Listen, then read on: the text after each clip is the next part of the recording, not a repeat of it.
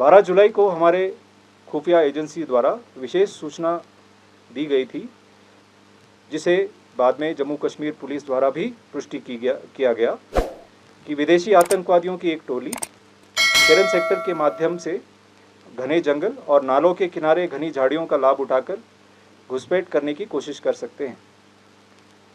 इसी अनुसार पूरे क्षेत्र की निगरानी बनाए रखने के अलावा घुसपैठ के ज्ञात मार्गों पर 13 और 14 जुलाई की रात से सेना, बीएसएफ और जेकेपी द्वारा संयुक्त रूप से कई घात या एम्बुश लगाए गए थे।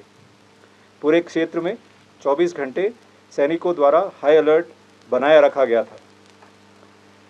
14 जुलाई को लगभग 1500 बजे नियंत्रण रेखा के पार पाकिस्तानी सेना के नियंत्रण वाले क्षेत्र में 3 आतंकवादियों की गतिविधि देखी गई। कई उच्च तकनीक वाले निगरानी उपकरणों का उपयोग करके आतंकवादियों की गतिविधि पर लगातार नज़र रखी गई।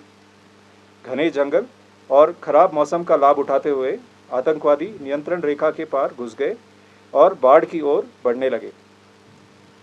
घात लगाकर उचित अवसर देख के हमला किया गया और आतंकवादियों को नियंत्रण रेखा की बाढ़ यानी कि एलसी फेंस से काफ़ी पहले ही सटीक गोलाबारी शुरू कर दी गई। आतंकवादी भारी हथियारों से लैस थे, अच्छी तरह से प्रशिक्षित थे और आधुनिक हथियारों और उपकरणों से लैस थे।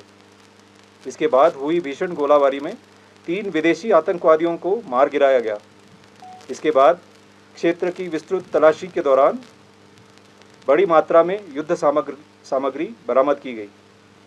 आतंकवादियों की घुसपैठ करने और शांतिपूर्ण स्थिति को बिगाड़ने के दुश्मन के नापाक मंसूबों को इस तरह से नाकाम कर दिया गया।